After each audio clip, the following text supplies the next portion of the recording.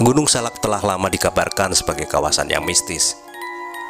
Gunung yang berada di antara Bogor dan Sukabumi itu bahkan menjadi lokasi jatuhnya pesawat Sukhoi Superjet 100 yang menewaskan 45 orang pada 2012 silam.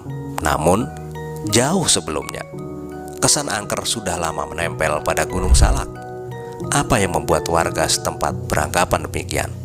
Gunung Salak disebut sebagai kabuyutan oleh penduduk sekitar. Dalam kepercayaan Sunda, gunung dengan ketinggian 2211 mdpl itu dianggap sebagai lokasi turun dan bersemayamnya para batara dari Kayangan. Tak hanya itu, Gunung Salak juga diyakini sebagai gunung yang suci, sebab di sanalah Prabu Siliwangi atau Sri Baduga Maraja terakhir terlihat. Sebagai informasi, Prabu Siliwangi adalah raja dari kerajaan Sunda Galuh yang pernah berjaya.